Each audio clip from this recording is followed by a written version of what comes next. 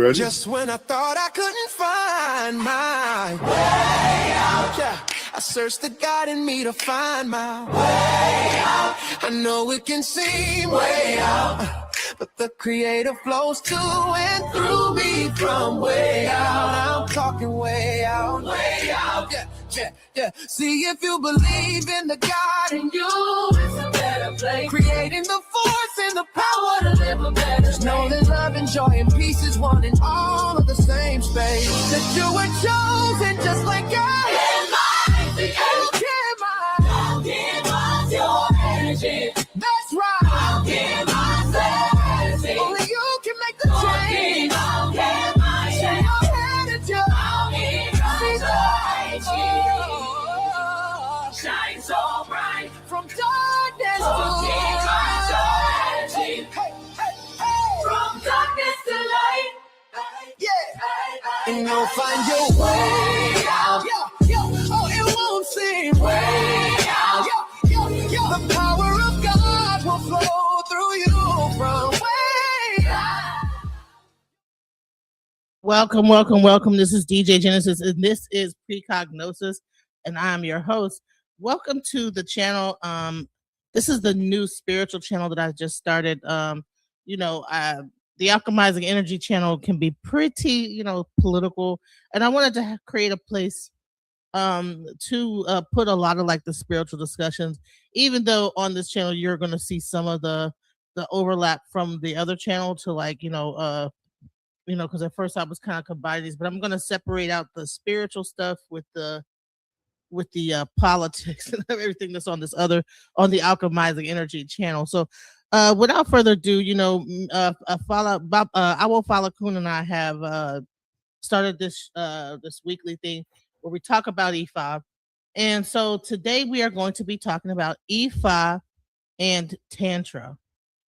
What exactly is Tantra when it comes to IFA? Like, what is that? What is Tantra? Let's welcome people and we'll dive into it. So, Agbato, blessing of long life. Ikabo, welcome. Adupoi, Ori Egun. Tantra is it's a Hindu word, I believe, related to yoga, and there's different kinds of yoga. There's Hinduism is related like a cousin to Buddhism. So there's Tantra essentially is talking about the spiritual and physical benefit of healthy sexual interaction. There's a book called the Kama Sutra, which describes, I would guess, close to 100 different sexual positions that can be used to transfer energy and can be used to open up what Buddhism and Hinduism call chakras. Chakras are energy places in our body where we're able to connect to streams of consciousness outside our own personal experience, really streams of consciousness related to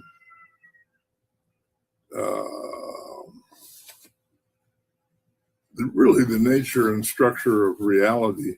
Also, Tantra is not always overtly sexual, and it is not always overtly heterosexual. It's a way of generating energy, which in IFA we call ashe, and that energy is used to really enhance our connection to the world around us. So the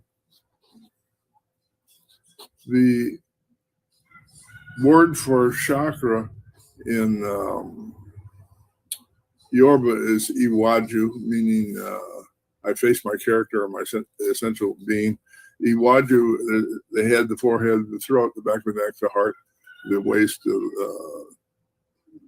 under the solar plexus, and then the root chakra, and then actually the knees and the feet and the hands in the IFA system of chakra. It's actually kind of closely aligned and correlated with the energy centers that you find in Chinese medicine, in acupuncture, and like that. So it's more closer to Chinese medicine than it is an Indian Hinduism. So it's closer to Chinese than Hinduism.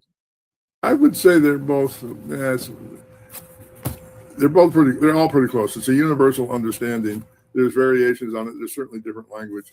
The Yoruba language is a little tricky because they don't speak of it openly. So the language I have for describing what we're going to talk about today, I'm about 80% sure is fairly accurate, but I'm still increasing my vocabulary in this arena. And vocabulary is really the foundation for everything we understand. So in that sense, I want to start this conversation with the Yoruba word for sexual interaction. And that word is Iba Lopo. So the word Iba means to praise, Lopo means to give thanks. So it's really a reference to what I would call the idea of spreading good feelings or spreading joy or spreading the ability to connect on an emotional level. I think there's also, you could infer Lopo is part of the word for butterfly. So there's an element of transformation in the word. The challenge of translating Yoruba into English is that it very rarely translates literally. It's frequently by reference. And the other difficulty with Yoruba language is there are no gender-specific pronouns. So you have to kind of think about, okay, how does this relate to English and our use of gender words? So it's an art, not a science. But Iba Lopo is sexual interaction.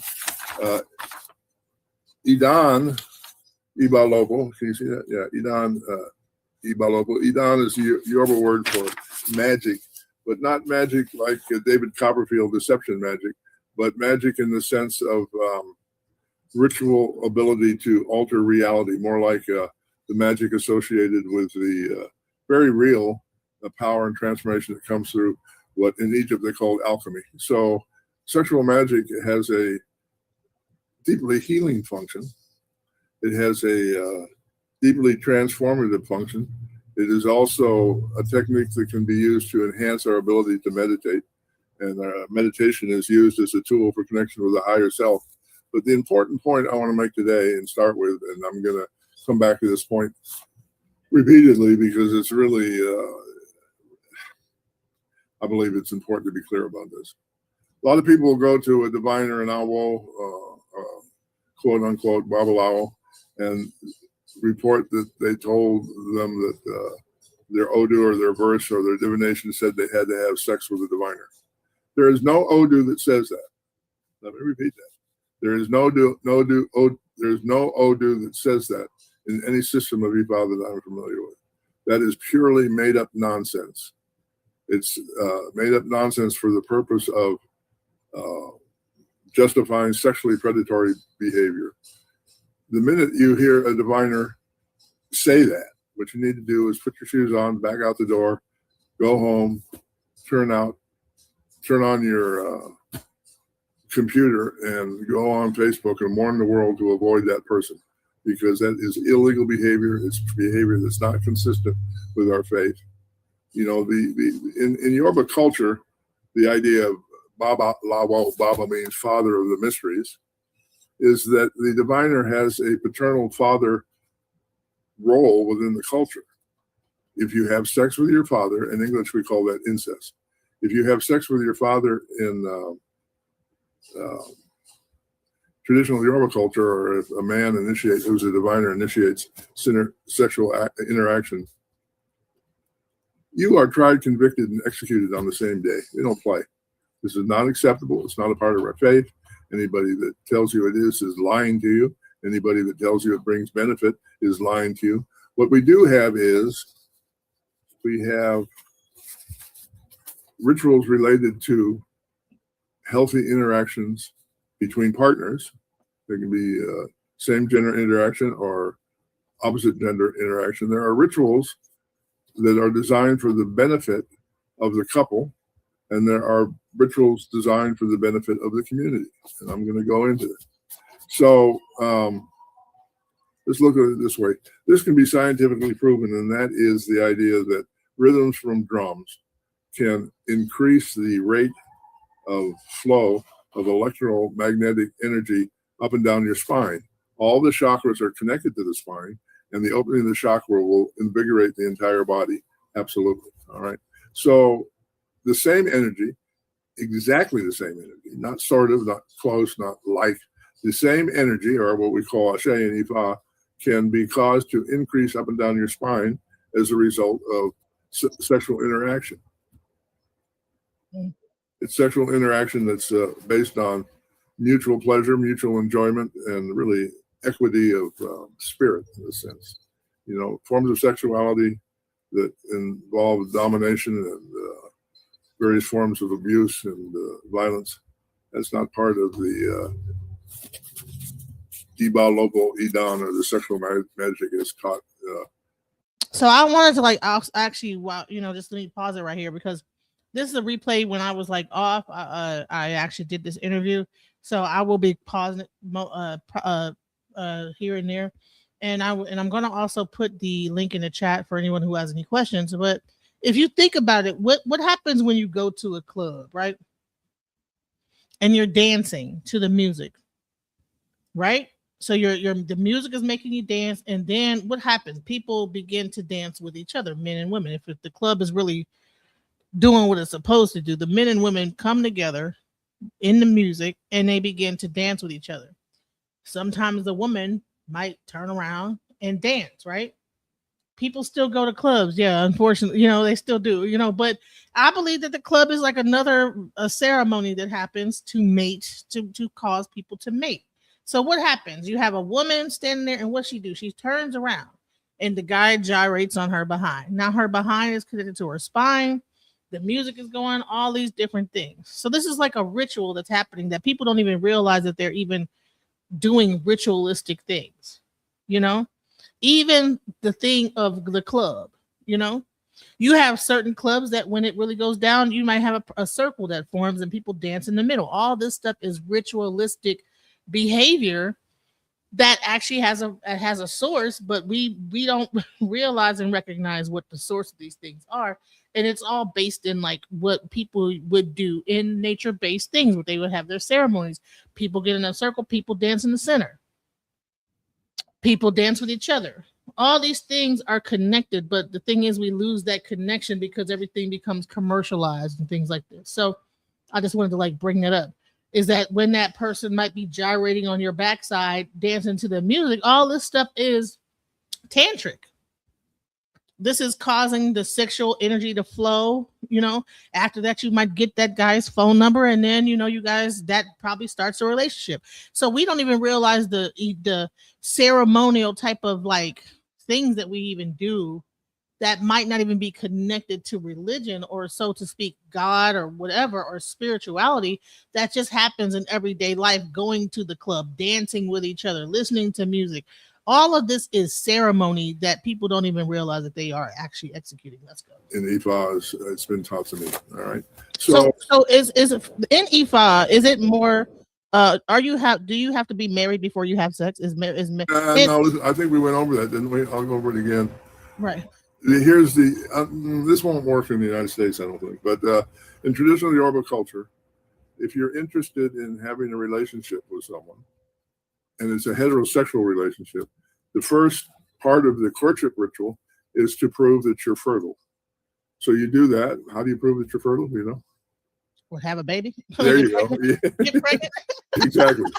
And according to Yoruba social norms, once you become a baby daddy, you are absolutely married in that moment, and you have a cultural obligation to take care of the mother and the children. So wait, the marriage happens when the baby comes. Hello, check that out.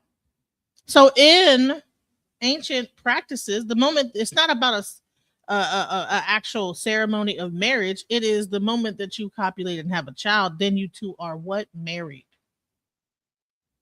When you have a child with that person. So how many people have these kids and they're probably married to multiple wives and don't even realize it, according to the original cultures that existed before now. Let's go. Correct. Wow. So all y'all baby daddies, you guys are married to you're already married. In traditional Yoruba culture, that's true. And if you don't honor that social norm, the grandmothers will make your life miserable for the rest of your life. That's part of their function, right? You got no, it's not an issue that's subject to choice, you know. Now you can argue that's good or bad or whatever, but it is the fact of the matter. So if you want to talk about sexuality, culture, and IFA, you know, we have to call black black and red red. We can't just make stuff up because we don't like it. So, but there are in IFA, there's, but I'm not sure what the word of it, but there's two different kinds of relationships. There's primary relationships, which involves a husband and what's known as the first wife, who's usually referred to as Iya, sometimes Iya Lode. But the first wife is what I would call the primary intimate relationship. In other words, you have a child by somebody that you enjoy spending time with, who you want to be part of your daily life.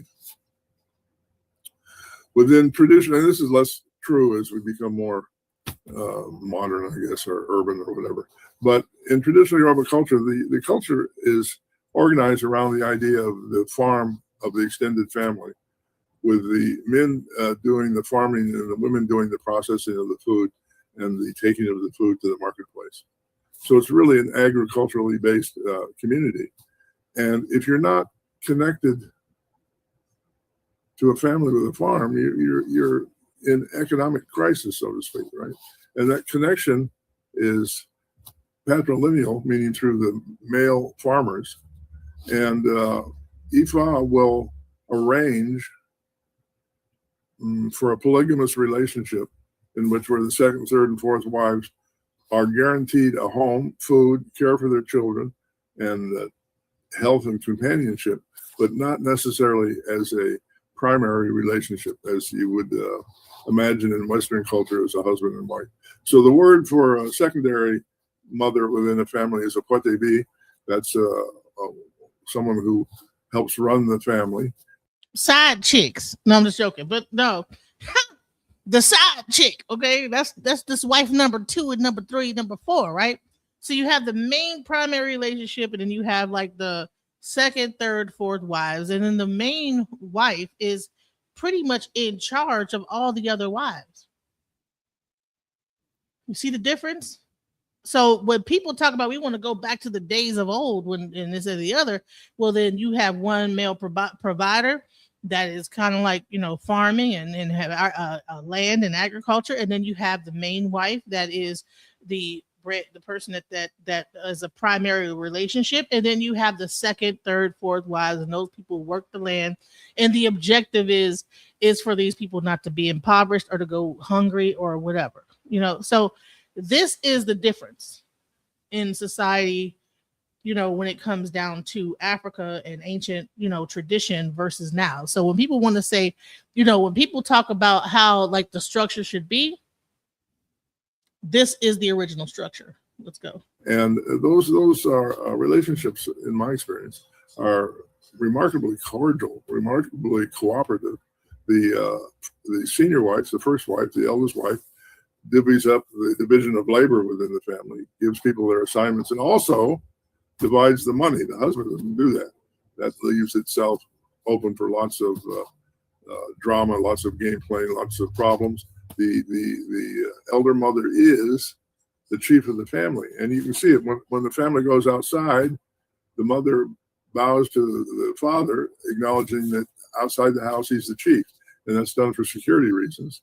If daddy says, "Let's go back home, it's not safe," no one in the family say, "I don't want to," or "Why," or "Do I have to?" Everybody follows daddy home. But once you come back home and father and first wife walk through the door, the father bows to the mother, meaning she's in charge of the household.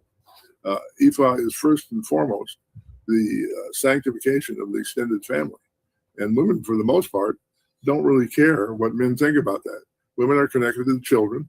Women's intuition decides what is broken and really sets the tone for the harmony within the family. In other words, in an extended family that's polygamous, there might be 4, even 5 houses in a square. Like imagine that a family made up a city block, and each wife in the polygamous relationship has their own house, the oldest woman in the family, which is usually the mother of the husband, first thing in the morning, sun comes up, she walks the compound and asks all the adults in the compound, did you sleep well? Do you have food for breakfast? Do you have something to do today? Do you have, are you feeling well? In other words, it's the grandma's job to keep things in order, to keep things healthy, and to keep things from becoming engaged in drama and conflict. And the reason for that is because now I want to say this clear thing. The grandma's not separate from the household. When they build around the family. See? Grandma's still there. Grandma's in the compound with the wives and the kids and everybody's all together. Grandpa, grandma, everybody's living together, working together. Big difference, right? Let's go. It's based on Yoruba protocol. The oldest woman is the last word, not the oldest guy. You know, you can wish that were true based on your perceptions of patriarchy, but it is not true. That is not how IFA works. And the fact that we've demonized Iami and all but eliminated it from our ritual process is really a denigration of our faith. So, you know, be careful what you ask for. The notion that a man would be in charge of a polygamous relationship simply isn't true. And I would argue probably would never work. And, you know, in simple terms, what the hell are you thinking? So there's also the senior wife would be in charge of scheduling which days who is intimate with who. Right? Oh, the first wife decides when everybody's getting it in with each other. Right. And it's also acceptable, and people get mad at me for saying this, but I know what I know, I've seen what I've seen. That rotation can include same gender interaction. Okay, so in E5 there might be like a full, like everybody kind of going together, two wives being involved with the husband, or the wives just being involved with each other. No, well, sort of.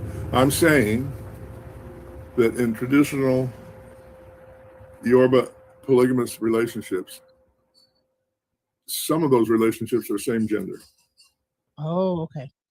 So in the olden days, there wasn't what I would call a homosexual lifestyle. There's a bisexual lifestyle, and that's integrated without any judgment, harassment, or prejudice. Gay men and gay women have, I don't know what the word is, have opportunity to engage in same gender sex, but they also have a community obligation to produce children. That's just a really, there's a cultural admonition within Yoruba culture that every person has to have 4 children to be fully contributing to the culture. Now, I'm not sure that. Right. So, all right. So you can be gay, but you need to be getting some cootie cat and having some babies. Okay. Yeah, you want to be gay and everything, but, you know, go on ahead and having babies. You know, that's the whole thing is really about like the land and agriculture, and we need people to work the land. We need people to work this land. We need to have children. They need to be growing up and all this other stuff. So it's not about just like being exclusively, if there is it's a bisexuality and not necessarily a complete homo erotic thing. Let's go. Works in the Western world. But, you know, if we're using IFA as our model, we need to look at what it is and figure out what does and doesn't work. But one thing that doesn't work is putting the men in charge. And another thing that doesn't work is having men tell women that the divination tells them they have to be the Awo's lover. That's just not. So I wanted to go a little bit deeper into this, and let's get into the magical things. Okay. I wanted to ask a question about, so this guy has all these wives. Do you believe, or is it a thing in Ifa or in Odu, where having all those wives that he is actually generating power by when he is interacting with all these wives and that energy that he's generating by having all these females or women, that it actually makes him more powerful by harnessing that. Yeah, that's a nice story. The thing that makes you more powerful, and it's the only thing that makes you more powerful, is your ability to align yourself with good character. Number of wives, irrelevant. The issue in terms of polygamy is how many children can you honestly and effectively take care of. I have a friend in Ile Ife who's an Awo who has 98 children and 6 wives. I've never heard him brag that makes him a sexual Superman. It has made him proud of the fact that he's able to generate the abundance to make that happen. He generates that abundance. Even though he's one of the senior IFA priests in all of Nigeria, he earns a living by selling fish. He's a fisherman by trade. His whole family works in the fish market. That's how he generates the income for supporting that large of a family. So this is a survival issue, not I'm a stud issue, not look at me, I can produce babies until I drop. It's not, no, sorry. So what you're talking about there is the ability to be sexually active is called agbara.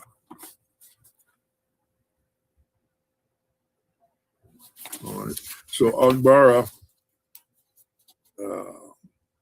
could be argued as the energy of Tantra, the ability to be virile and fertile, and that the rituals associated with Idan are about maintaining virility and fertility. Is that clear? Yeah. Say it again. Yeah. So the Tantra in Ifa or Idan is about maintaining fertility and virility, not being a stud. That's not the intention. And so, and that'll be clear.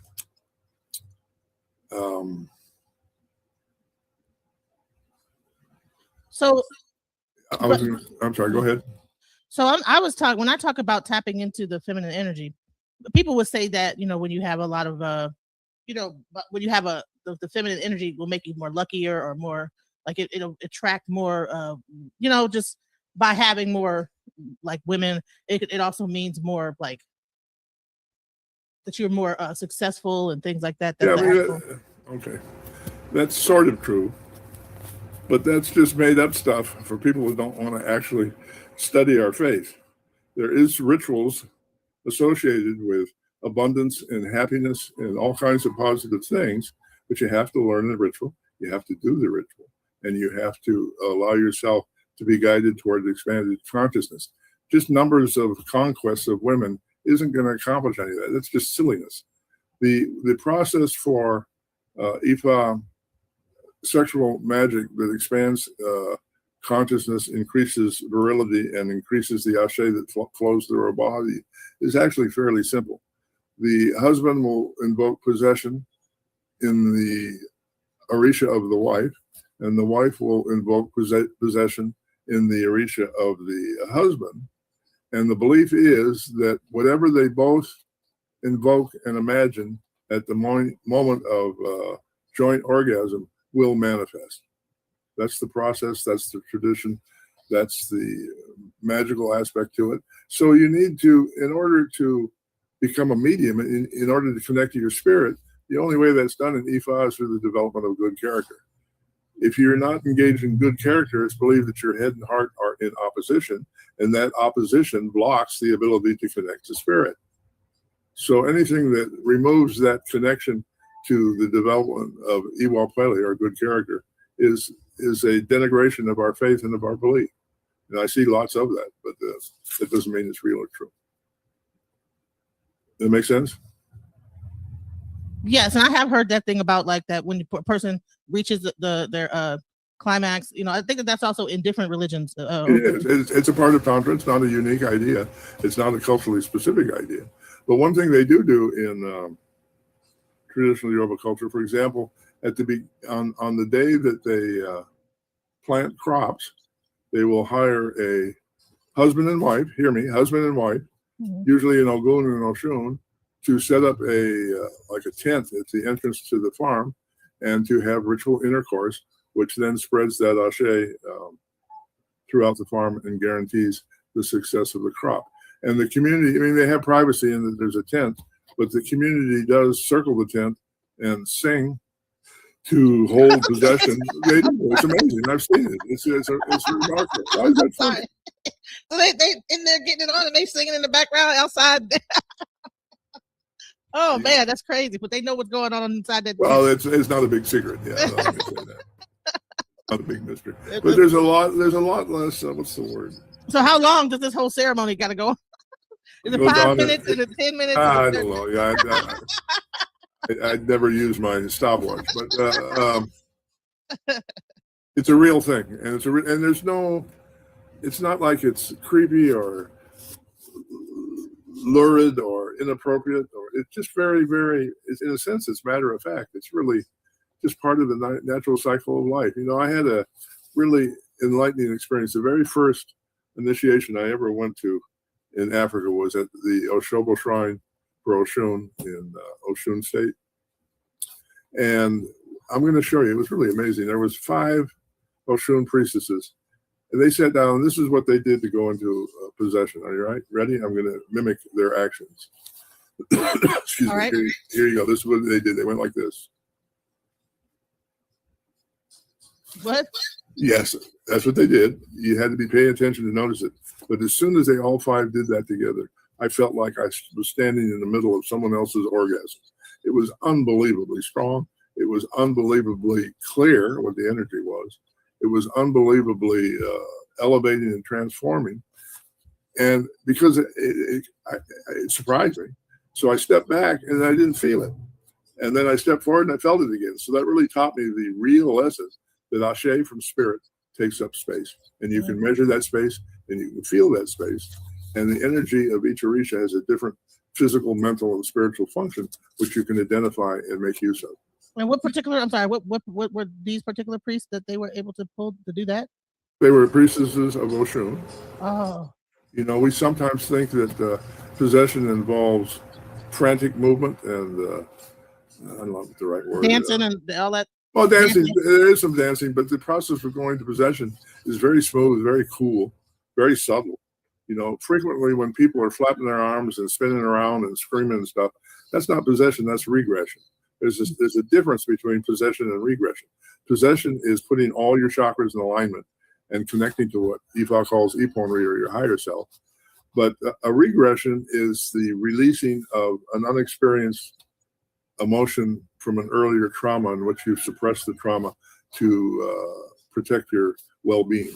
So most commonly, regressions are a result of sexual abuse. Children, when they're sexually abused, will go out of their body to avoid feeling the pain and trauma of that abuse. And because that abuse, because those experiences are held in the body, in the chakras, when sexual energy pushes up against those chakras, it's going to release the energy. Does that make sense? Yeah. So when you're doing, as part of the training of doing initiations, you have to, let me say that again, you have to know the difference between a regression and a possession. Because if you're singing for possession and a regression occurs, you go from initiation mode to healing mode. And if you don't do that, you end up deifying the trauma, and that's the worst thing you can do to another human being. And I see that happen frequently in our faith, and it's just shameful. We need to do the training and the study to understand that difference and to make that distinction. Now, if a person's going through a trauma, the reason that it stays stuck in the body is the person and the people around them want to shut the chakra down and stop the trauma and rub the back of the person going through the experience. That's exactly the wrong thing. When a person starts to, when a regression gets triggered in traditional Yoruba healing practice, the elder mothers will encourage it so that it can be experienced fully and let go. You understand? Now, sometimes the victim will struggle and resist the memory. But the healers in the ritual will go into an altered state of consciousness and repeat the conversation that was being spoken at the time of the trauma. Wow. And that'll literally pop it open. I call it popping the cork. When the elder mothers start doing that, the full expression of the emotion is released. And part of making that effective is the mothers will lay the victim down on their back and hold their ankles so they don't go out of their body to avoid the trauma. And so once they have released the trauma, then they do different kinds of cleaning, sometimes with smoke, sometimes with pigeons, sometimes with cloth. But there is the belief, which I know to be true or believe to be true, that kind of trauma, the emotions associated with it, take up physical space. Yeah. So you can release it, but then you got to clean it away. You understand? Right. Otherwise, it'll jump into somebody else or whatever. That It'll jump into somebody else, and it'll return to the original carrier. Oh, okay. You Wow. understand? And the Now, so when you see, like I said, so let's bring this back into the club, right? Or even like when you're even when you're in activity, you know, you have a person that might be going into like a different mindset or whatever. When you see a person is not in a relaxed mode, or they might be all this stuff, crying and this and the other, in a certain way, these are regressive things. There's some trauma that they're releasing. When you go to a church and you see like they got that music going and you see people screaming and wailing and jumping around, all this stuff is them tapping into a trauma that might have happened and trying to work that out of themselves. So with the correct healer, they will be able to exercise that out. But the thing is that people demonize these type of practices. So in church, all they do is just make it safe for you to jump around and don't actually take that trauma away from you. That's what he's talking about. Let's go. And the final thing that needs to be done, if you clean somebody's aura, their aura, no matter how much negativity it's holding, is comfortable because it's familiar. So if you allow the person to clean it away and you don't replace it with unconditional love, the person will just go out and recreate the same experience the next day. So what we're doing in that healing process is we're replacing old memory tapes that are built upon trauma with new memory tapes built upon unconditional love. Wow. So from a theoretical point of view, I mean, I'm not sure these numbers are exactly right, but if you and I connect with the ashe in our spine, in our chakras, we can raise a certain amount of energy. Well, you know, another thing that happened, I noticed, I went through a crying spell, like a crying and screaming. Right. That's a regression. That's a classic symptoms of regressive behavior. It almost felt, it was terrible, and then it felt like yeah, the room was spinning and just screaming, and you know, they were telling me, don't cry, you know, don't cry. I don't agree with that. The point is to allow the crying to happen, allow it to come out. Absolutely. Suppression of emotion is the most unhealthy thing we can do. It's the source of almost all physical illness. So we need to be able to release those emotions, and we need to replace them with positive emotions. And right. if you forget that element, you're just waiting for another disaster. So these things, you know, people read a book, think they know how to do an initiation, invoke spirit, and if you don't understand the polarity between possession and regression, your potential for doing harm is huge. You know, when we go to church and you see people going into like the Holy Spirit, is that a similar thing as a regression that's happening where they're having a trauma? No, listen to me. It's not similar. It's the exact same thing. Huh. And they'll say even in Lukumi, but I'm not sure it's the same as in the Europe Isheshe, that sometimes it'll like a person is galloping, like they have some kind of a thing on their back, like they will gallop like a horse. Have you know? There's some of that. Sometimes that has to do with resisting energetic flow. I don't think resisting, so they're being resistant to it. They're not. So they're jumping around. They're not letting it just flow freely. They're not being guided effectively by the healers in the room. Because the people that were, and see, even when you go to certain churches, you'll see people that will surround these people. They'll be wearing all white. They're called ushers, right? Right. And I'm not sure, like in actual Yoruba and in the Kumi, you do have people that surround that person when they are under possession to make sure, I guess, that they don't hurt themselves or. Right. And then I noticed that there is a time in certain things where they will lay you down on the ground. Right. In church. Exactly. Same cultural retention. Listen, when that happens, a regression can be based on trauma of this lifetime, but it can also be ancestral trauma related to things like slavery. Hello? So if you go to a Pentecostal church and you see this phenomena, frequently the person going through it will be speaking an African language. And they call it speaking in tongues. It's not. I mean, I've spoken to people in that state in Yoruba, and they've spoken back, and we understand each other. So there's a phenomena going on related to the ability to heal that ancestral trauma. that psychology in the Western world does not even acknowledge as real. And that's why we're still, it's one of the reasons why we're still stuck in not truth and reconciliation. You know what that means? That's what Nelson Mandela did when he ended apartheid in South Africa. And it was a great emotional catharsis, far from completely effective, but it was a step in the right direction. We're making no attempts in that regard, and it's creating a situation.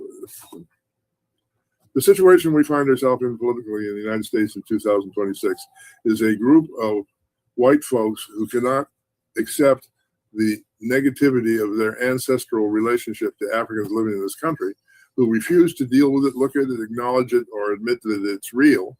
And so consequently, the only way they can function is to perpetuate the viciousness of the past. And that's exactly what's going on. And it's so obviously that's what's going on. And until we learn to address that, specifically until white folks learn to address that, it's going to continue to disrupt and ultimately destroy our culture. We need to say what happened during slavery was a bad thing. We should not have done it. It destroyed a lot of lives. I need to apologize. I need to make atonement. I need to pay reparations, and I need to move forward to create a real state of equity. And I think IFA has the tools to do that. Problem is, we need to have the courage to use those tools. Now, I know I saw one thing. Now, this might get into more witchy stuff, but I remember there was a video where they were saying that this man was cheating on his wife, and she did some kind of a thing where they both stuck together. Have you ever heard of that, where they use something, probably some herb or whatever, that when he's cheating on the wife, they'll stick together and they can't get them apart? Or is that like a lie? Is that like some fake stuff? Listen, you mean physically stuck together? Yeah, like I've actually seen like videos in Nigeria where they were physically stuck together. Yeah, there's things like that go on. Absolutely. So that's a real thing. That's a real thing. Yeah, I wouldn't worry about it too much for this reason. I've never seen anybody in the United States that had that kind of ashe to do those kinds of things. there might be people who can. I just never met them. In Africa, it's a little bit different. The power, the magic, whatever's going on there is a little bit more intense, stronger, huh? No. Okay, maybe not. Okay, you're thinking. Yes, no. Well, that's a compliment. Let's talk about that. All right. So the only way that kind of magic is effective is if you believe it's effective. There are a number of people in Africa who believe that kind of magic is effective and real, and so it manifests. But it is not a part of the will of spirit. It is not a part of the will of God. It's not a part of the intention of creation. So those kinds of phenomena are real enough, but they require shared belief, and they're not intrinsically powerful. And here's why. Look at it theologically. Anytime a person does that, they're invoking human will based on jealousy, sometimes greed, sometimes anger, always judgment. Those things are all human emotions. The way to rise above that is to align with God's will. God's will is always about developing good character in alignment with destiny. So yeah, those things are real, but they're not that hard to fight, is my point. So do you think that that Yoruba African culture is very highly superstitious, and because they have minds that are so not superstitious, but I guess where they don't believe that something is impossible, that a lot of impossible things probably happen on that? Yeah, listen, that's a little bit of a touchy subject, so I'm going to be very, very clear what I'm saying. Okay. I have seen things in Africa that I have never seen in the United States, for example. I have seen people levitate. I have seen people walk through walls. I have seen people shapeshift. I have seen people call animals out from hiding and literally just pick them up by the tail and bring them home to eat. I have seen levels of telepathy that you can't imagine. One thing that I've seen, and I'm really grateful for, when I came to the United States, I had 4 occasions when I was dealing with regressions, like what I'm talking about, and I couldn't get the person grounded, and I panicked. It's like, oh my God, what do I do? The minute I had that thought, the man who initiated me, Araba Alisania Woyade, showed up in the room. What? Like I'm looking at you on the TV. He showed up as clear as day. Second he showed up, the regression stopped. He kind of nodded and disappeared. What? Wow. Yes. And I do know that through quantum entanglement and empathy, that's possible. You know, the older elders in my family do the same thing for their omos. It's part of the process. We support the work of our children.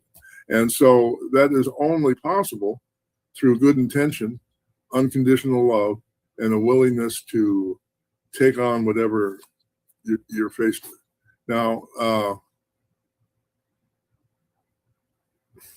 I wouldn't call it superstition to believe that. I would call that part of the way we're wired as human beings. I have also seen, for example, if there's a theft in the community, the chief of Ogboni will bring all the people in the village that are suspects in the theft. He'll do some prayers, and the person who's guilty will start foaming at the mouth. Now, is that superstition? I don't know. No, that's not superstition. No, that's something else. So my point is that we barely understand those kinds of phenomena. Here's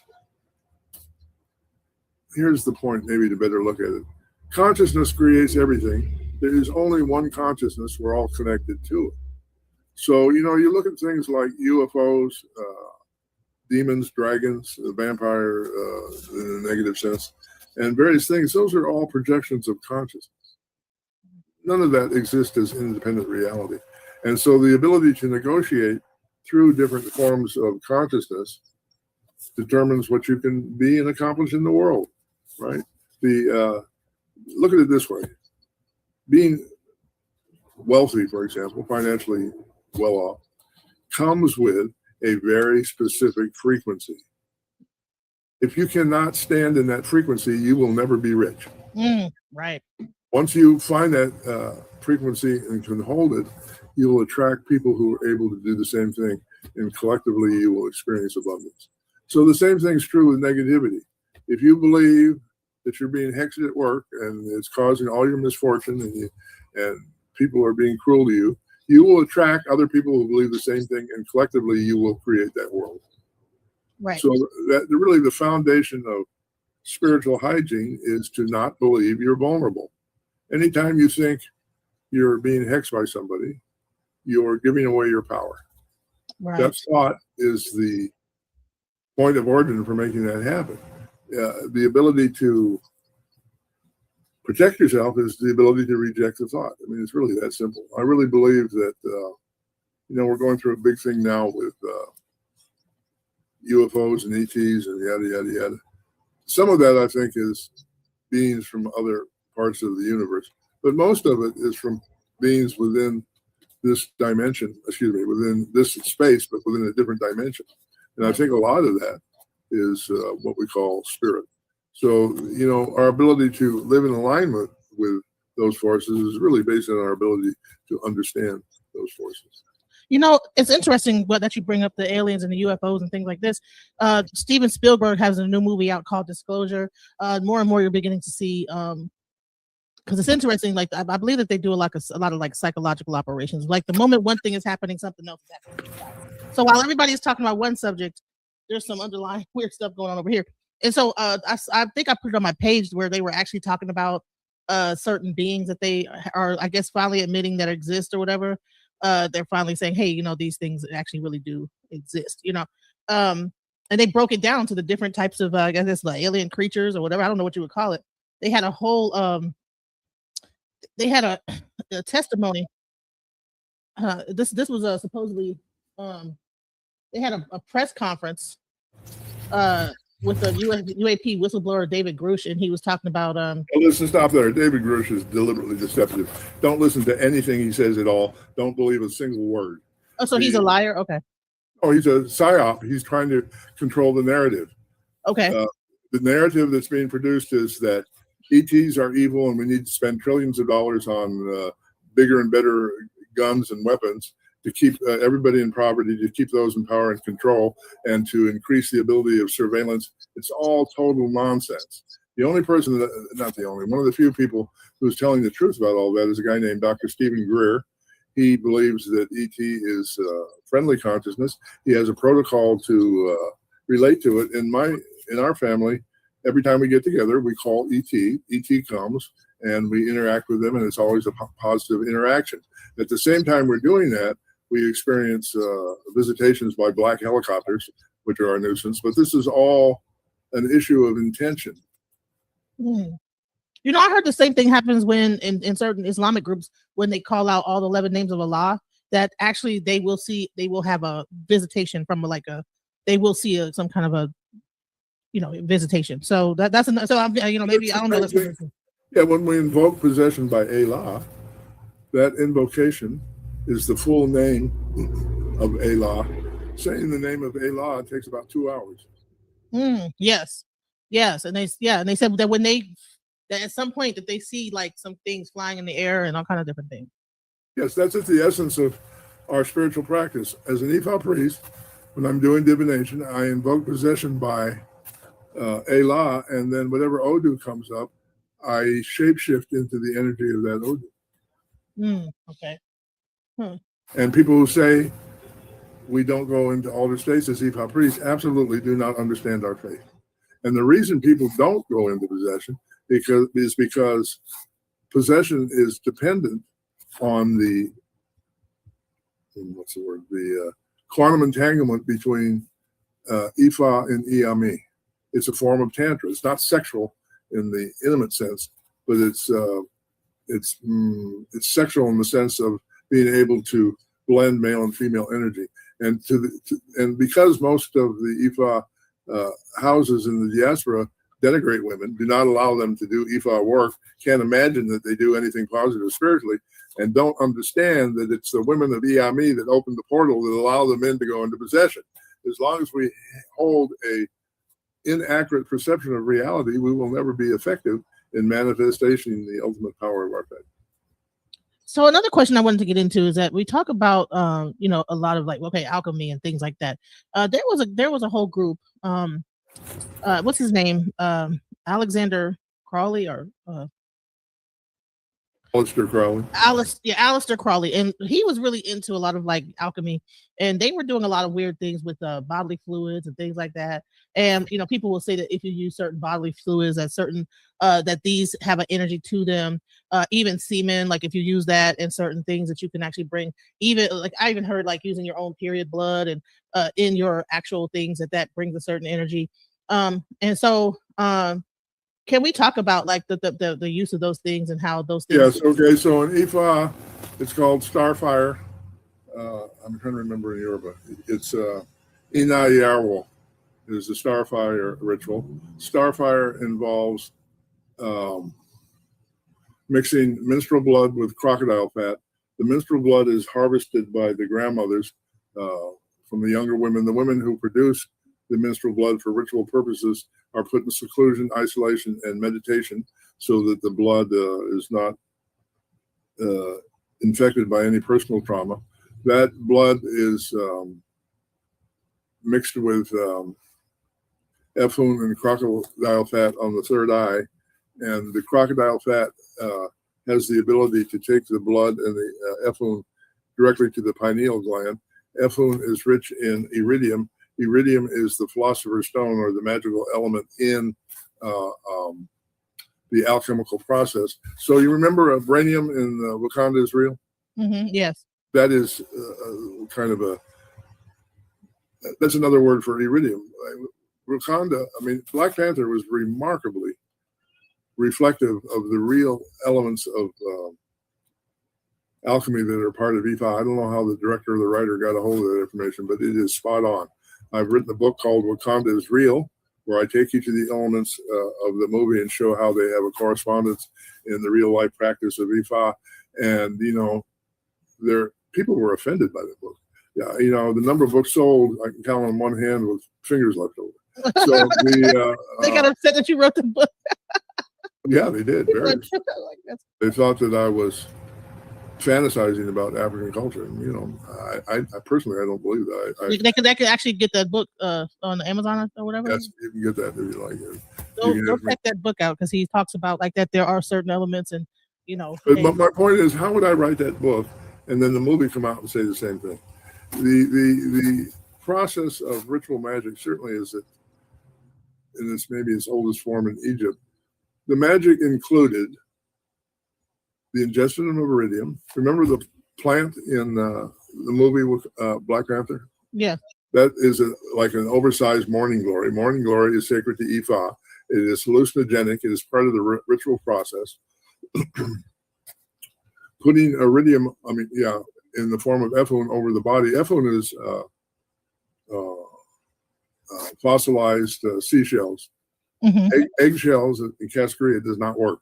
You need Efun from the White Cliffs of Dover, which is miles and miles of fossilized seashells in Africa, also in England and a number of other places. But if you absorb that element into your third eye, the pineal gland generates serotonin and melatonin, which balances right brain, left brain, which gives us connection to other dimensions of reality and is the seat of the ability to astral travel. And that ability is the power of transformation in alchemy. So alchemy, you make a pot, you fill it with iron, you melt the iron, you put a little bit of gold in the pot, and you put a little bit of iridium, and then you use your consciousness to reconfigure the fundamental element of those ingredients, and you then turn lead to gold. Well, so that's what the alchemy is being able to turn lead to gold, right? Or turn yes, and the ability to produce massive amounts of gold was the original purpose of the pyramids in Giza.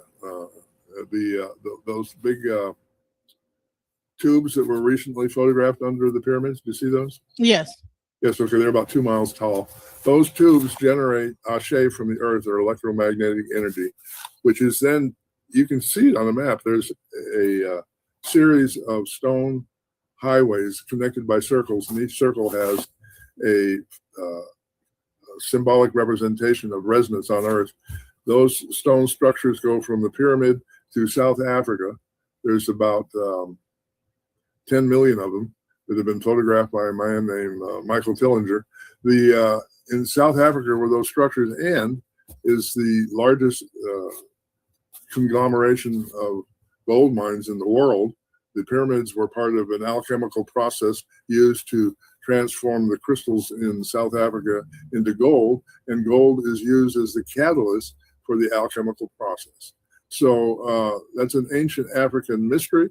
It's why the few who control the many denigrate Africa, because they don't want anybody to know that mystery.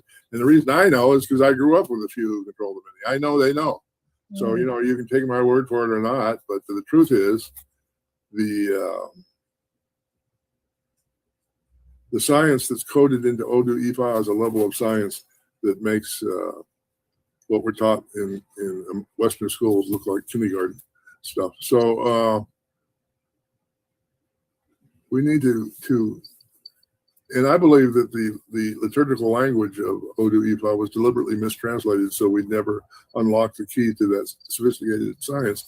There's no doubt in my mind that we're building spaceships that travel throughout the solar system, certainly, and probably farther. We have bases on Mars and the moon, and it's all being kept secret because once you understand alchemy, you have access to free energy. Once you have access to free energy, everything's free. And so the few can no longer control the many, because being in control of resources is meaningless. The ability to access free energy is a relatively simple process.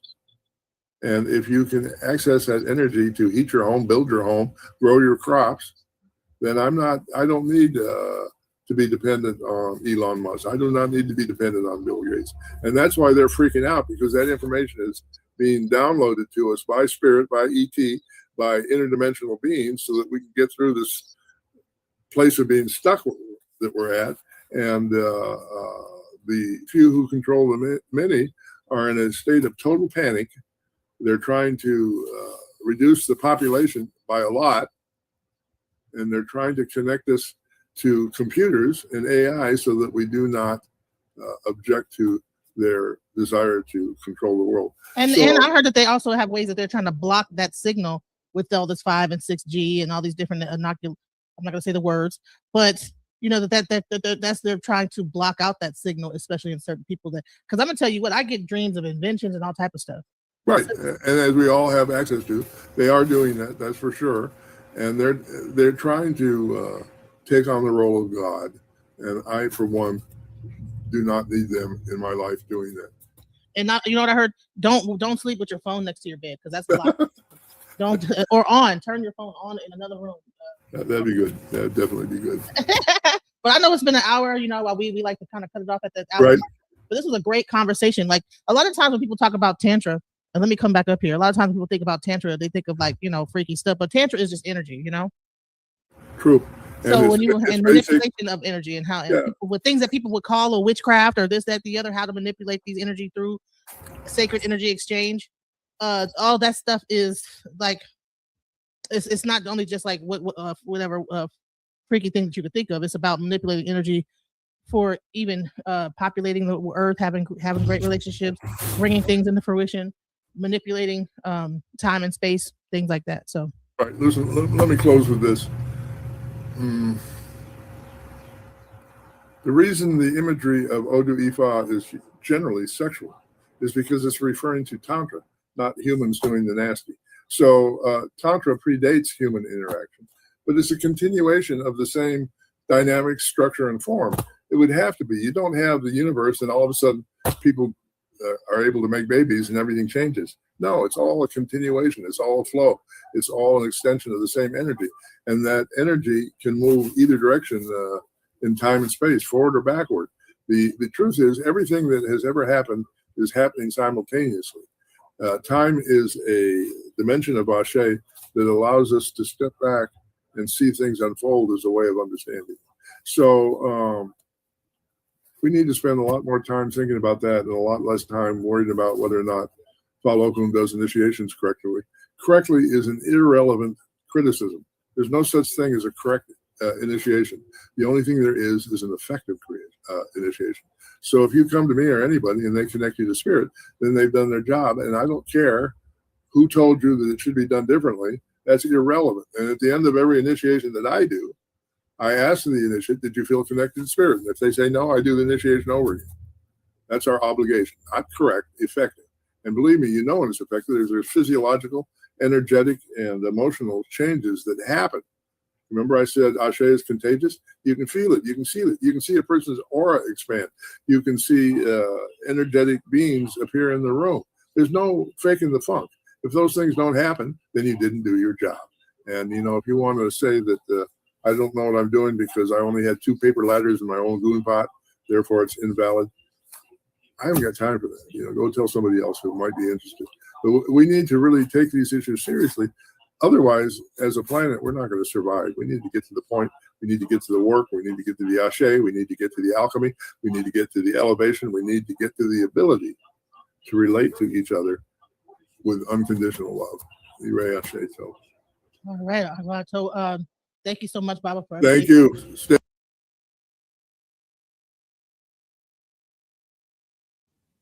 All right. So that was the live stream I did with Awo Falokun. Please check out his Egbe Iwapele Ifa Orisha community. I did that while I was on break, from YouTube, but I'm back again, y'all.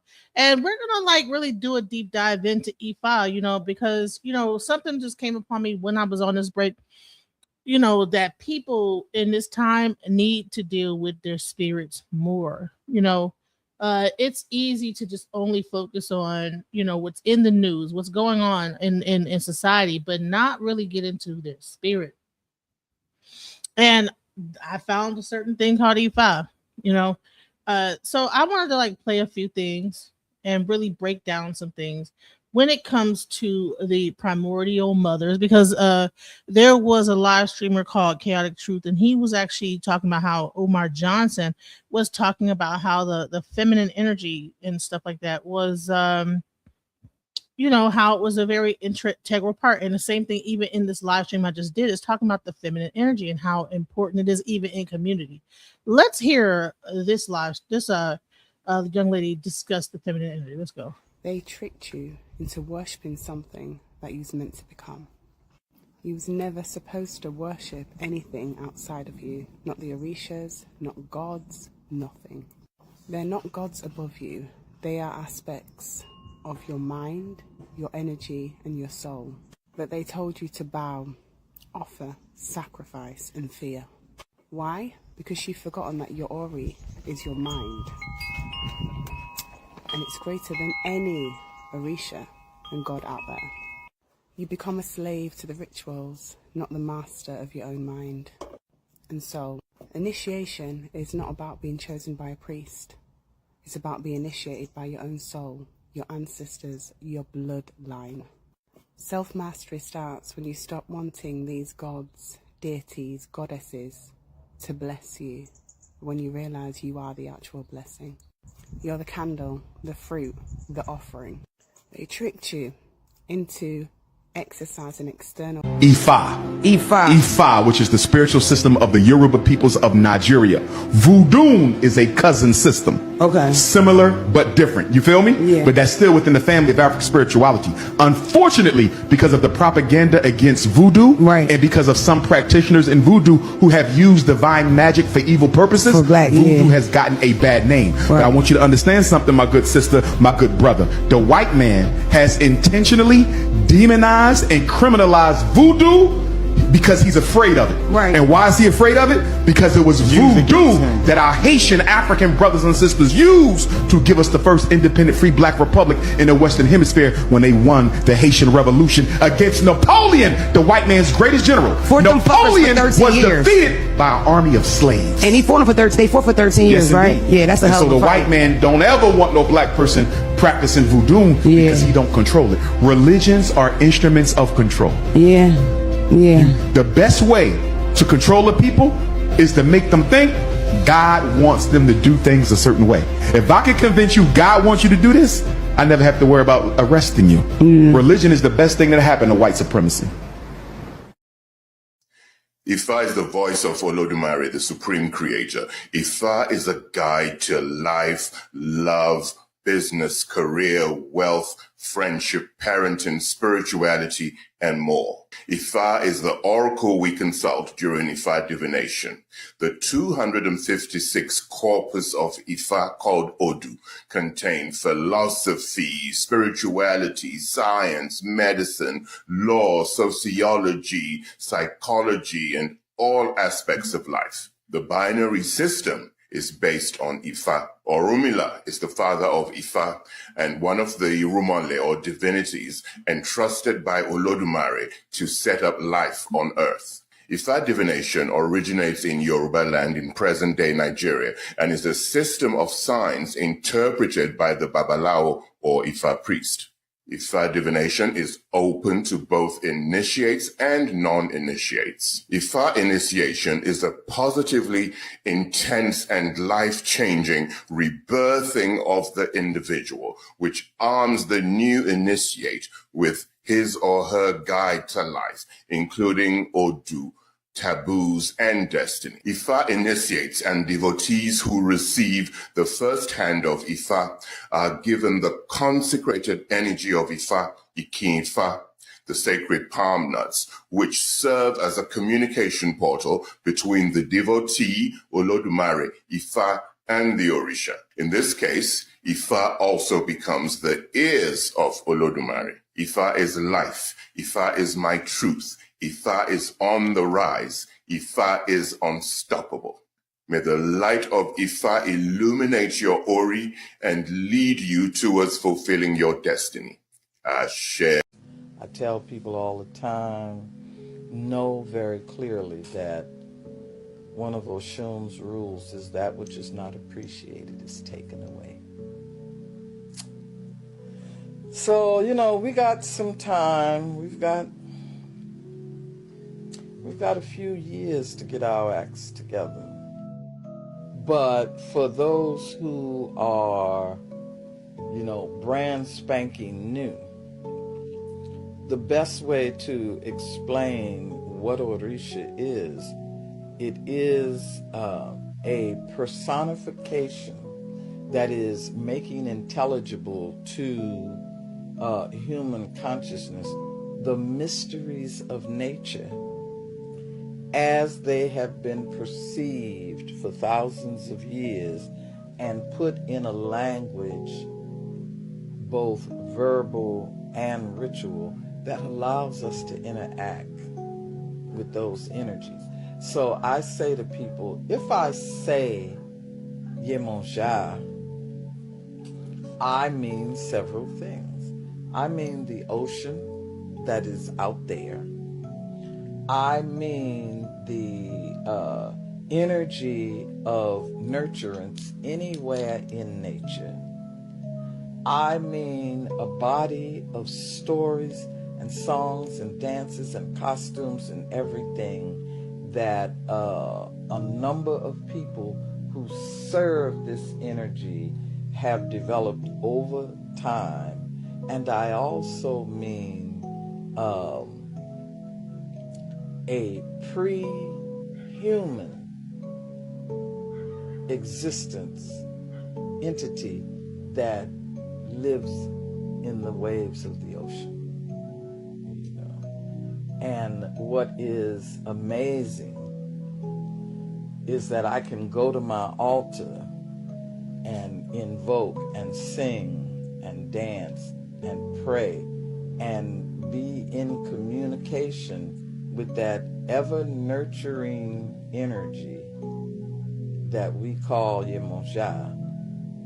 I can go to the ocean and make an offering and watch the wave come in and take it, or, you know, have the kind of miracles that they have in Brazil every year when they do the big 1,000,000 people ritual for Yemaya.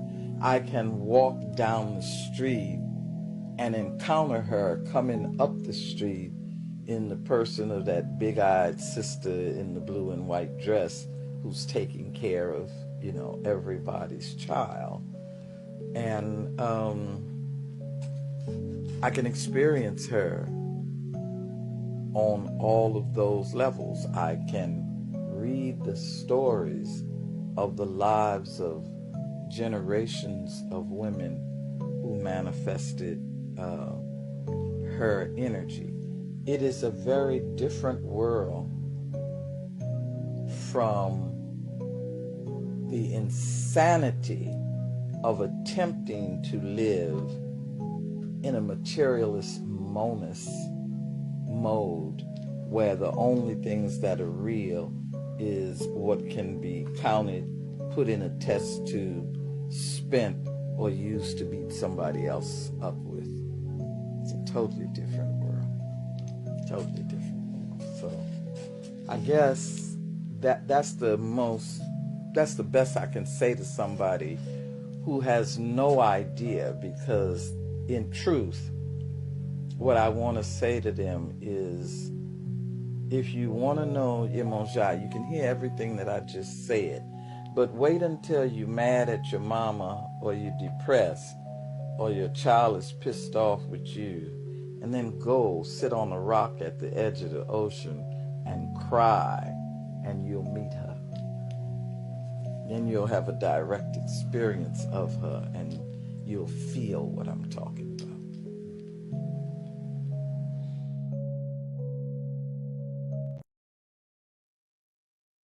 A lot of women been asking me, oh, is it true that women can't look into Odu because if they do, they'll go blind? This question says, can women look into Odu Ifa? I want to give my answer. It's two things that people commonly get mixed up, right? Number one is Odu Ifa, which are the 256 signs that our divination system is based on, right? This is like Ejogbe or Yekumeji, Iworimeji, etc., right? There's no taboo here for women, right? Women can see, chant, know, right?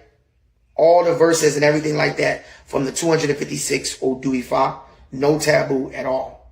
The second thing that people get mixed up, right, is Odu, the female Orisha, right? She's a very powerful, important female deity, right? There's a taboo for women seeing her shrine and working with her shrine, right? So don't get the two mixed up, right? And I've chanted the verse and told the story of where that taboo comes from 1,000,000 times, right? From Ufumeji Eba Odu, right? The story of when Oromila was going through some hard times. He went to Ifa, and Ifa said, you have a very powerful woman coming to you that's going to be your wife. She's going to bring you a lot of blessings. But you must be sure to honor all of your promises that you make to her. He said, okay. Sure enough, right, Odu comes along. This powerful woman, she agrees to marry him. But she has one condition. She says, you know, I need my own place in the house, and your other wives, right, cannot look at me, right? He says, okay, no problem. So, you know, he marries her. He starts to get all these blessings. But then one day when he goes to the market, the other two wives, out of jealousy, they go, you know, and they go to her room to look at her. I think they shine light on her face. And she kills them instantly. So when Oromila comes back home to find his wives dead, right, this is where the taboo comes from, where women don't see the shrine for Odu. So during Ifa initiation, it's done slightly different for men and women. Even men, to interact with her shrine, because she's so powerful, we have to wash our eyes with spiritual bath, with special leaves, right? So it doesn't negatively impact us, right? I want to end this video with many examples of women chanting from Odu Ifa, because it's not taboo at all. Mo gbójú ni ọ̀tẹ́rẹ̀ nífà ọlọ́mọ̀rún fíra ẹ̀ jóyè ọ̀gbẹ́ tó mú ni ògbékù ara rẹ̀. Dífá fún àárọ̀ ó ń bọwọ́ kàn fálẹ́ àárọ̀ mi máa ré ifá alẹ́ mò ń tọrọ. Bí abada wòrì àyòká ìrìn la rí ń kálẹ̀. Sùúrù ní bàbá wa, àgbà tó ní sùúrù ohun gbogbo ló ní, àmọ́ ìjogbo àmọ́ ìjàtọ̀. Adífá fún dí ọ̀pọ̀ ẹ̀mú tí ń ṣọmọ bíbí inú agbọ́ni rẹ̀ gún ẹbọ làwọn ní kó ṣe ó sì gbẹbọ níbẹ̀ ó rúbọ. Alákẹ̀dùn ló bó níyàn oníyàn lọ́mọ alákẹ̀dùn òwìrì mẹ̀gùn ló bọ́ lọ́kà ọlọ́kà lọ́mọ òwìrì mẹ̀gùn má pè ń pa ló gbógbé àtẹ ògbé àtẹ lọ́mọ má pè ń pa. I have to say that the actual chanting of the Odu is very poetic. It's very it has, you know, it's tonal, you know, da da da da da da da da da da da da. You know, it's like a very beautiful thing when you hear it. And yes, no, women can definitely see Odu. They can chant Odu. Let's go. Understand that the Orishas are not something to be worshipped, and that Ifa is a cult and Oshun is not African. They didn't turn everything into a cult. What is a fucking cult? A cult translate in Latin to worship. Culta, which means to worship. That's what they got the word cult from. So anybody and anything trying to get you to worship anything outside of yourself, it's fraudulent, right? So let's break this down. Ogun rules over Aries. Aries rules over Mars. Mars is the planet of war. Of course, and we know Ogun is what? About war. And it links back to the nerve that rules over smell. So that rules over that key function in your brain that it controls is your smell, right? Then you have Oshun. Oshun is ruled by Taurus. Taurus is the planet of Venus, love and sensuality. Of course, what we know Oshun is about. And it controls the part of your brain, your optic nerve, which links back to your vision. This is why I've had the premonition of the eye drops to help you heal your eyes and also help you see in between the third realm and astral realms, because I have manifested this into my life. The link is in the bio. Then you have Ibiji, right, which rules over Gemini. Gemini rules over the planet Mercury, which is the planet of communication, right, and duality. It and the key function that it controls is eye movement, right? So the movement of the eyes is the nerve that rules over Gemini, which is Ibiji, right? Yemaya links back to the Cancer. Cancer rules over the moon. The moon is about what? The mothership in the ocean, which we know Yemaya rules over what? The ocean. And the key function that this rules is the throat. This is why a lot of Cancers have great communication, are very good at speaking, like 50 Cent. Very good communication, very brutally honest. Then you have Orunmila, right, which is ruled by Leo. Leo rules over what? The sun. The sun is wisdom, right? And this part of the brain that it controls is your face sensation. So the touching of the face, like to be able to feel your face. Then you have Oya. Oya rules over what? Scorpio. Scorpio is the planet, rules over the planet Pluto, which is about what? Transformation and wind. And we know that Oya connects back to the wind. And the part of the brain that it controls is the part that's hearing, right? So a lot of Scorpios might have very sensitive hearing or can hear every damn thing, right? And so then you have Papa Elegba, right? We know Papa Elegba links back to the zodiac Virgo. Virgo rules over Mercury, right? Which is the intellect. And Papa Elegba is about the crossroads, the door opener, right? So then we have Shango. Shango is ruled over by Libra. Libra rules over Venus. And this part of Venus is the justice and harmony. And this rules over the part of the brain that controls the facial expressions, right? So smiling, laughing, that is ruled over Libra. So then we have, we got Obatala. So Obatala is a Sagittarius. Sagittarius rules over Jupiter. Jupiter rules over wind and transformation, right? And we know Obatala was the creator of all, right? And it's also symbolic for purity. And it rules over, the key function that rules over your brain is taste. So it's being able to taste. Then next you have Yiwa. Yiwa rules over the zodiac Capricorn. Capricorn rules over Saturn, which links back to Earth and stability. The key function part of your brain that it controls is your heart and digestion, right? Then you have Obalawai, which rules over Aquarius. Aquarius rules over the planet Uranus, which is about innovation and healing. The key function of your brain that it controls is your neck, right? So being able to, like, your neck motions, your neck movements. And this is also another reason why Aquarius are also great communicators and great with speaking, right? Because it rules over the neck. Then you have Olokun, which rules over Pisces. Pisces rules over the planet Neptune. Neptune is about mystery in the depths. And a key function of your brain is the speech and the tongue, right? So understand that nothing is outside of yourself. Everything is within you. The Orishas was never here to tell you, oh, to worship Oshun, to worship Yamaye, right? To worship these things outside, like as if it's something outside of yourself. Everything is within. Any true teacher, any true prophet will let you know all the true answers is within yourself. Right? It's not in somebody else's cult. It's not underneath a high priestess who has to allow you in. It's not the only...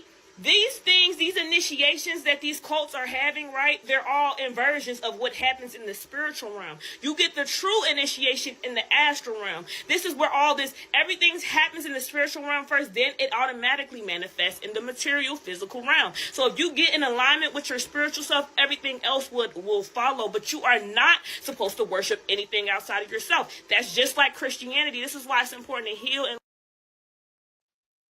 Right. That's why it's important to heal yourself. Okay. Now I'll finish that for her. That's why it's important to be able to understand yourself and heal yourself. And understand that all these Orisha are not outside of you. Right. So the Orisha are not like these external deities. Now I wanted to also get into another woman that actually broke this down that I felt really how she broke it down was really good. So let's get into the Orisha and their functions and how it's really okay. Hold on, let me see, the audio is not working. Let me do this real quick, because there's a lot of like misunderstandings about what Orisha is. And so bottom line is the Orisha live within you. You are a part of the universe. You must not harm the universe. The 16 truths of Ifa.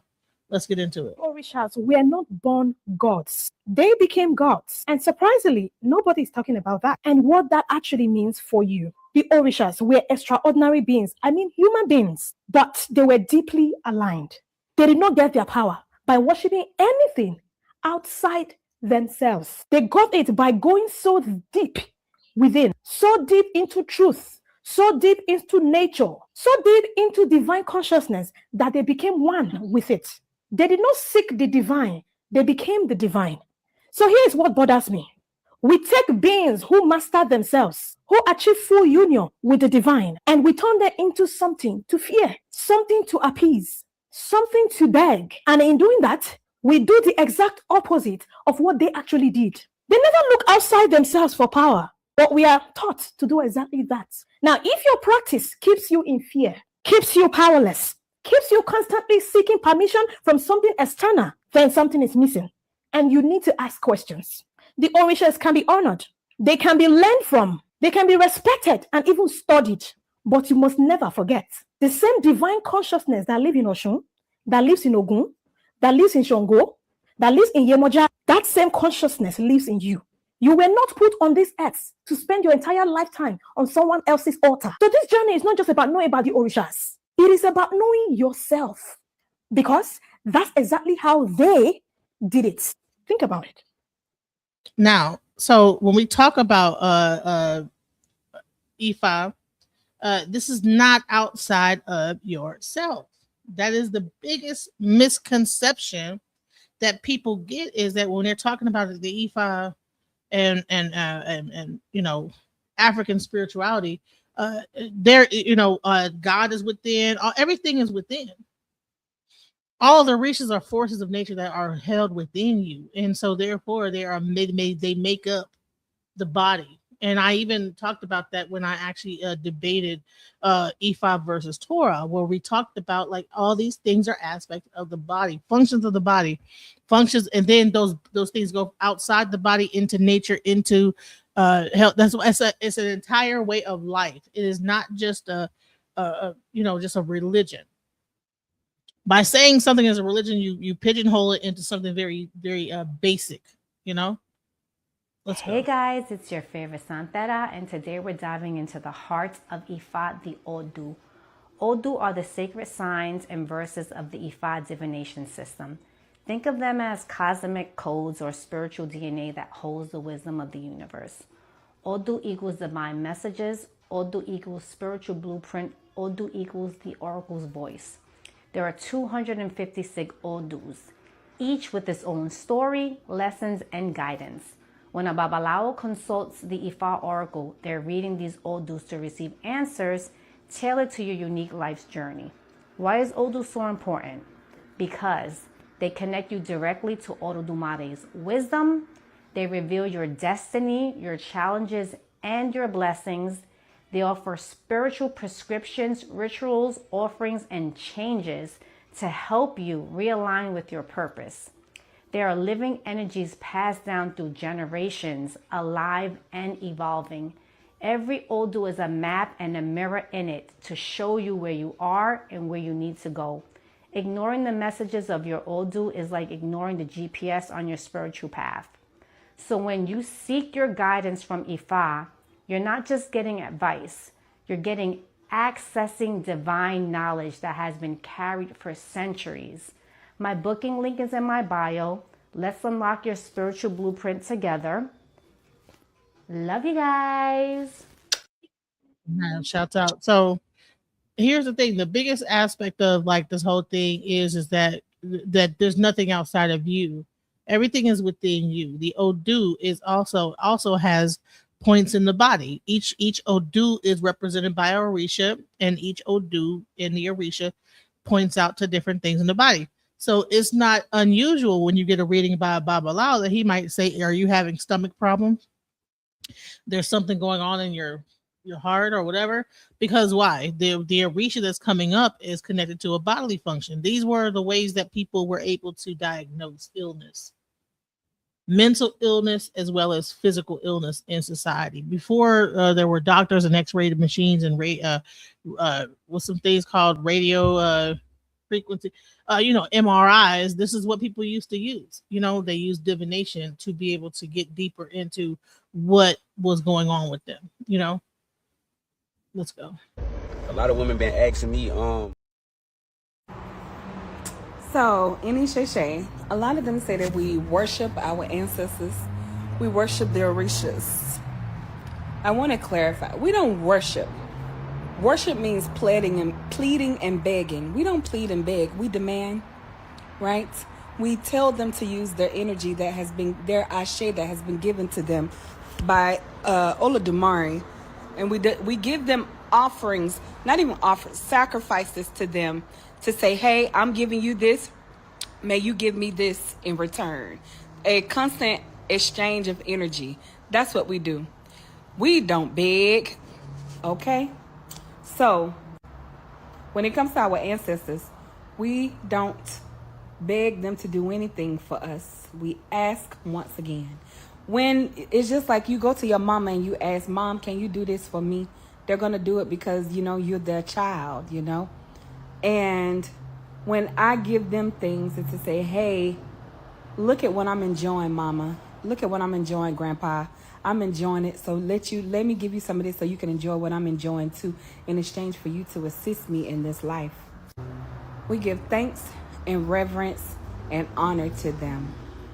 But far as how you do in Christianity, begging Jesus and them to do things, we don't do that. The blessings are already ours.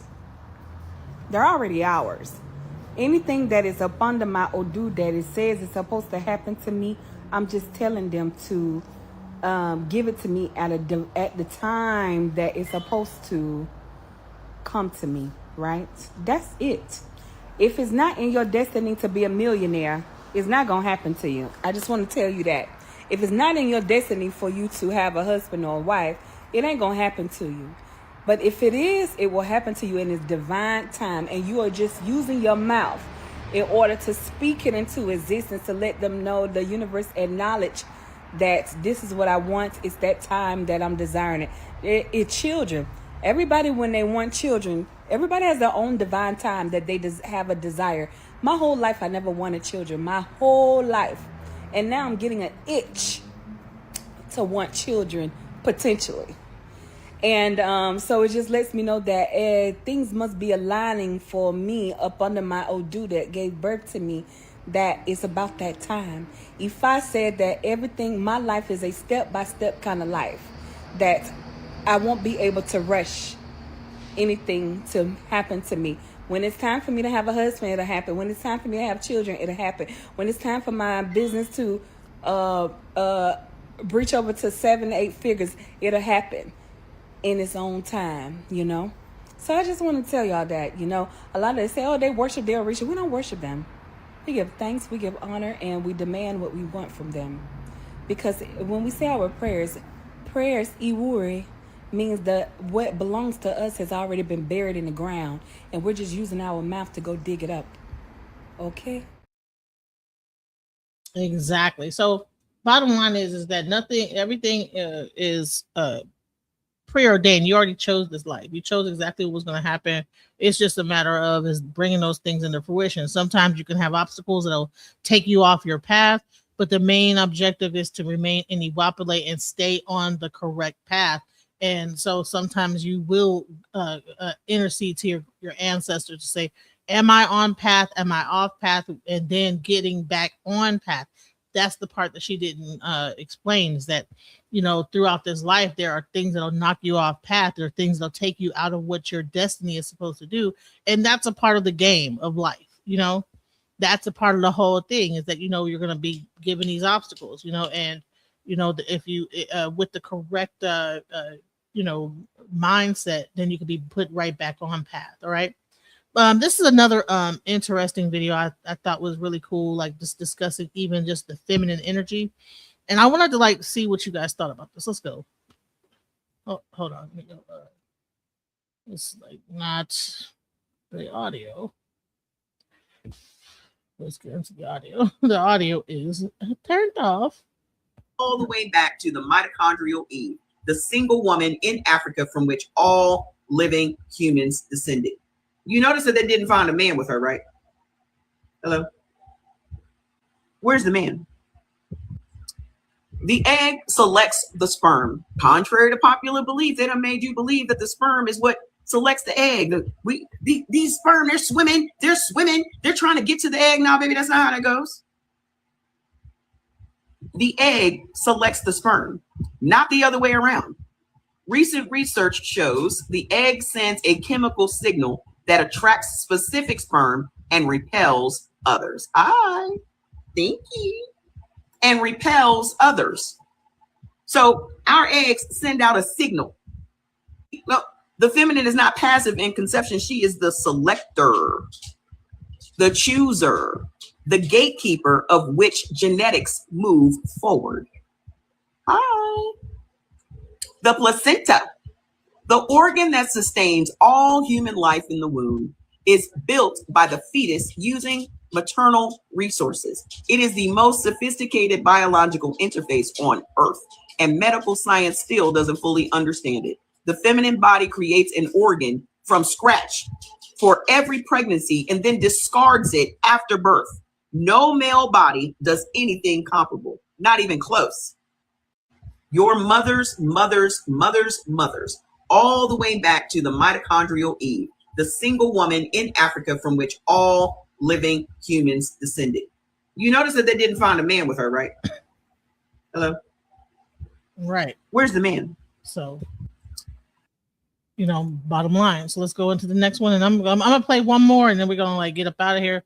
But I just wanted to bring these things into understanding. Let's go. Y'all, Alafia and Ibodo Iboyal, Ibocheche to the tribe. So look, y'all, I'm reading this book. It's called African Medicine. Y'all know I'm always trying to dive deeper. But so right now I'm on this part about basically it's connecting the orishas to the different chakras and the different parts of our bodies. Like, everything we need is really within.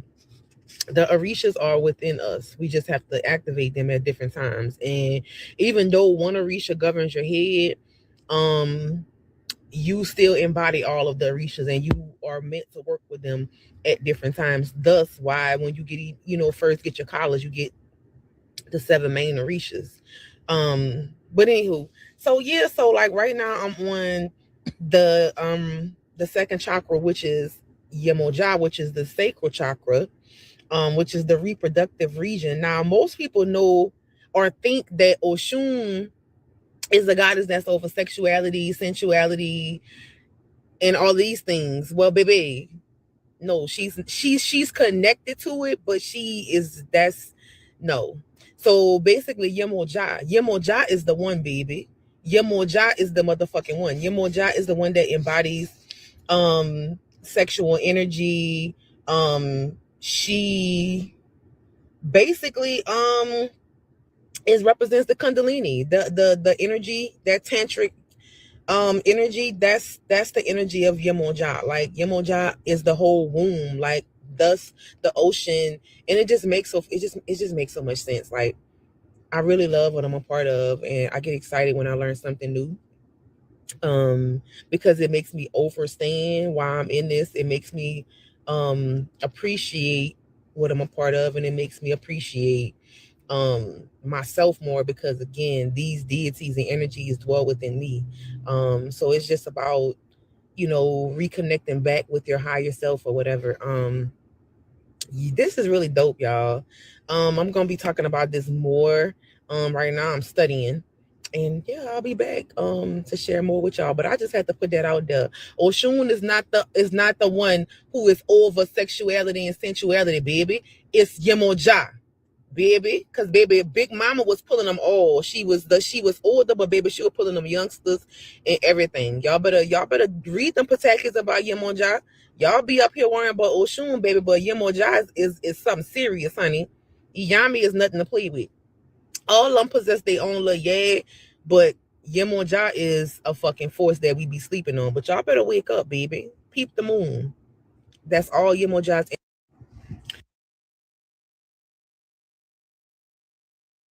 So I just hope that you guys enjoyed today's live stream. We talked about tantric energy. We went in through about Ifa and the connection to the body, how all the orishas live within you. We went into all the chakras and how they connect in different ways. And I wanted to just bring that to the table, because a lot of times, when we talk about Ifa, they're like, oh, that's voodoo. Well, no, that's two different religions. Voodoo is its own thing. Ifa is its own thing. So there's so many misconceptions about the religion. You have people that will get on these Christian podcasts and only speak from a very limited understanding. You have one guy that got on this one podcast and he just didn't even know. He said, well, I was going to be a Hugon and this, that, the other. And I didn't do it, but because all those things, your ancestors are demons and this, that, the other. And I'm like, well, man, your ancestors are demons. So my grandma is a demon. Like, what? So anyways, I just thought it was a real interest that I would bring to the table. Shouts out to the people that are still watching. Much love, guys. And I'm going to wrap this up. Please watch the replay, and peace. Just when I thought I couldn't find my way out, I searched the God in me to find my way out. I know it can seem way out, but the creator flows to and through me from way out. I'm talking way out, way out. Yeah, yeah, yeah. See if you believe in the God in you.